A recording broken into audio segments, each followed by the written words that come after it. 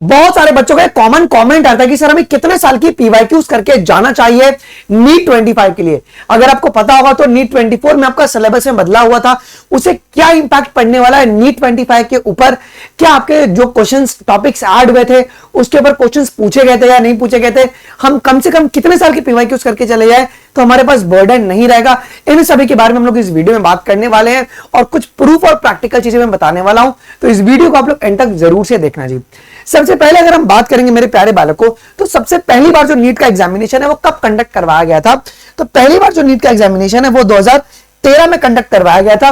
फिर 14, 15 और 16 में AIPMT अलग था और आपका स्टेट लेवल पे एग्जाम अलग हो रहा था जी।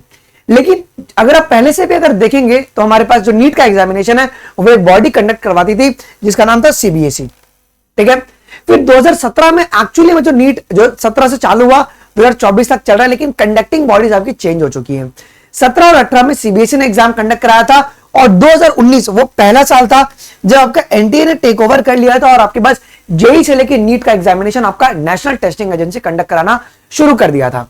अब हुआ क्या था ना, अगर आप देखेंगे 2013, 15, 16, 18 के पेपर में बहुत सारे जो क्वेश्चन थे ना वो आउट ऑफ NCERT पूछे जा रहे थे, लेकिन जब से NTA ने जब से पेपर बनाना शुरू किया ना, एक भी सवाल आपकी NCERT से बाहर का नहीं आता है।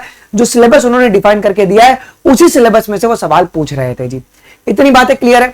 इससे हमें समझ में आया कि क्या हमें 37 ईयर की पीवाईक्यूज करने की जरूरत है क्या?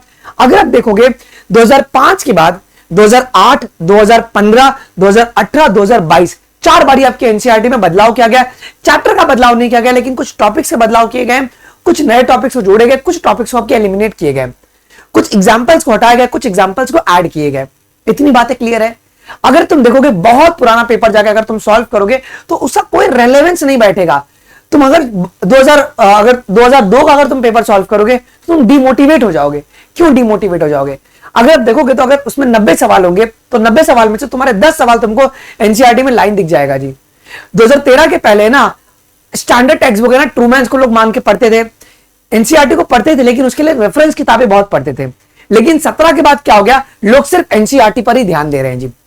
इससे हमें ये समझ में आ रहा है कि हमें कितने साल की पीवाईक्यूज करके जानी है जी।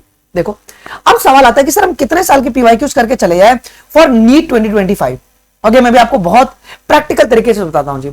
अगर आप लास्ट 10 ईयर की अगर आप पीवाईक्यूज करते हैं तो आप लगभग आप 3000 क्वेश्चंस को सॉल्व कर रहे हो और पर चैप्टर अगर आप देखोगे तो आपको 15 से लेकर 60 क्वेश्चन तक आपको पर चैप्टर से मिल सकता है। जैसे जेनेटिक्स हो गया, बायोटेक हो गया, इकोलॉजी हो गया, ह्यूमन फिजियोलॉजी हो गया, आपको उतने चैप्टर्स मिल सकते हैं जी।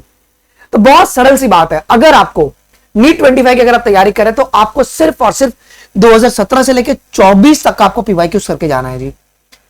इसका मैं क्यों कह रहा हूं आपको, अगर आपको करना भी है, अगर आपको पैनिक होगा तो आप 2013 को कंडक्ट कर लो, 2013 से लेकर आप 2024 तक का पेपर सॉल्व कर लो, 10 साल का पेपर सॉल्व कर लो, जिससे कि आपको यह समझ में आ जाएगा कि NTA में आपका क्या क्या सवाल बन रहा था नीट एग्जामिनेशन के लिए। कुछ क्वेश्चंस अगर आप देखोगे तो उसके एग्जांपल्स आपको आपके NCERT में नहीं देखने को मिलेंगे, तो आप उस क्वेश्चन को आप एज इट इज रट लो। उसके ऊपर अपने को PhD बिल्कुल भी नहीं करना है। जो चीजें हमारी NCERT में दी है वो हमको एज इट इज बेटा जी यहां पे याद करना है जी। अच्छा, हम कौन से पीवाईक्यूज करें? सर हम पेपर वाइज उठा के पीवाईक्यूज करें, कभी भी ये गलती मत करना, ये बहुत बड़ी मिस्टेक हो जाती है बच्चों के लिए, ठीक है।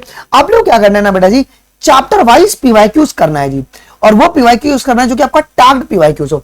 मार्केट में बहुत सारी किताबें 100-150 रुपए मिल जाती है, बहुत सारी किताबें 1000 की, 1500 की, क्यों? तो कलर पेपर है वो। ये मत देखो तुम, आपका 150-200 वाला जो किताब रहेगा आप उसको खरीद लो चैप्टर वाइज, जहां पे आपका टैग्ड है 2013 से लेके आप 24 तक के सारे पीवाईक्यूज आप चैप्टर वाइज यहां पे सॉल्व कर लो जी, ठीक है। आपको बायोलॉजी और फिजिक्स और केमिस्ट्री में देखने को मिलता है कि बहुत बार ये ना मल्टीपल जो रिपीटेड क्वेश्चंस जो होते हैं ना उसके ऊपर आपको ज्यादा फोकस करना है। अगर आपको याद होगा एडवेंटिशियस रूट वाला एक जो सवाल है वो बहुत बार रिपीट हुआ है, स्वीट पोटैटो का डेफिनेशन, स्वीट पोटैटो वाले पैराग्राफ में, मॉडिफिकेशन ऑफ रूट का पैराग्राफ में वो क्वेश्चन दिया हुआ है। 17 में, 18 में, 22 में बार बार वो रिपीट हुआ है। तो ऐसे क्वेश्चंस को आपको बार बार रिवाइज करना है, उनके आने के चांसेस बहुत ज्यादा होते हैं जी। एग्जामिनर का बहुत ही फोकस होता है उन सभी के ऊपर क्वेश्चन बनाना जी। अब देखो 2024 में आपका सिलेबस में बदला हुआ था, उसका कुछ इंपैक्ट पड़ा ही नहीं। क्यों नहीं पड़ा? क्योंकि जो भी न्यू टॉपिक या न्यू फैमिली जो आपकी ऐड हुई थी, डेंगू, चिकनगुनिया, उसके ऊपर एक भी सवाल नहीं पूछे गए थे। इसका मतलब ये नहीं कि 25 में नहीं पूछे जाएंगे, 25 में पूछे जा सकते हैं जी, ठीक है। तो 24 में तो किसी प्रकार का भी आपको क्वेश्चन न्यू फैमिलीज और डेंगू और चिकनगुनिया पे देखने को नहीं मिला था जी। ठीक है, अच्छा जब भी आप लोग पीवाईक्यूज को जब सॉल्व कर रहे हो ना, डू दिस थिंग, ये बहुत इंपॉर्टेंट है। फॉर एग्जांपल देखो, जैसे क्राइजोफाइट है तो क्राइजोफाइट से आप लोग अपनी एनसीईआरटी में ना एक हाइलाइटर का एक कलर ले लीजिए और वो कलर सिर्फ पीवाईक्यूज के लिए आप लोग यूज कीजिएगा। ठीक है, तो आप लोग है ना उसको सब आप उसको रंग दिया करो, उतने रीजन को आप रंग दिया करो, तो आपको याद रहे कि ये पीवाईक्यूज है। उसके पहले का और बाद के लाइंस को ना आप एक बार गो थ्रू कर लो, क्या सवाल बन सकते हैं या नहीं बन सकते हैं, जिससे कि आपका टॉपिक भी रिवाइज हो जाएगा और आपका चैप्टर भी जल्दी जल्दी खत्म हो जाएगा। ये तरीका होता है पीवाईक्यू सॉल्व करने का, सिर्फ उठा के चैप्टर वाइज सॉल्व कर लिया ऐसे नहीं काम होता है। This is how you have to solve the complete PYQs, जिस हिसाब से पैटर्न आपके पास बदल रही है जी। तो इस तरीके से अगर आप पीवाईक्यूज करेंगे तो कोई टेंशन की बात नहीं है। 17 से लेकर 24 तक का कर लो या 13 से लेकर 24 तक का पीवाईक्यूज कर लो। जो क्वेश्चन तुमको तुम्हारी एनसीईआरटी में नहीं मिल रहा तुम उसको आप एज इट इज रट लो, उसके पीछे अपने को दिमाग खराब नहीं करना है। तो ये तुम्हारा समरी है वीडियो का, और इस तरीके से आप लोग अपनी एनसीईआरटी में पीवाईक्यूज को टैग करते हुए चलिएगा, जिससे कि तुमको लास्ट टाइम रिवीजन में बहुत ही बेनिफिशियल हो जाए। अगर तुम चाहते हो कि मैं तुमको ये जो टैग्ड पीवाईक्यूज आपको टेलीग्राम पे भेज दूं, तो आप टेलीग्राम अनमोल शर्मा लाइव को ज्वाइन कर लेना, मैं वहां पर आपको जरूर शेयर करवा दूंगा। एक बहुत ही बढ़िया आपके लिए गुड न्यूज ये बेटा जी, 24 अक्टूबर को एक बहुत ही बड़ा सरप्राइज आपके लिए हम लेकर आ रहे हैं। किसके ऊपर जी? अनअकैडमी नीट चैनल के ऊपर जी, एक बहुत ही बड़ा सरप्राइज, जिसके बाद तुम्हारी प्रिपरेशन को में 4 चांद लगने वाला है जी। और अगर किसी को अनअकैडमी प्लस में एनरोल करना है, they can enrol in Unacademy plus by using code biology live. आपको अनअकैडमी प्लस सिर्फ 5499 में मिल जाएगा। आई होप कि वीडियो इन्फॉर्मेटिव लगा होगा। कुछ भी डाउट रहेगा do let us in the comment section. मिलते हैं अगले वीडियोस में, अभी के लिए बस इतना ही। थैंक यू, जय हिंद, बाय बाय।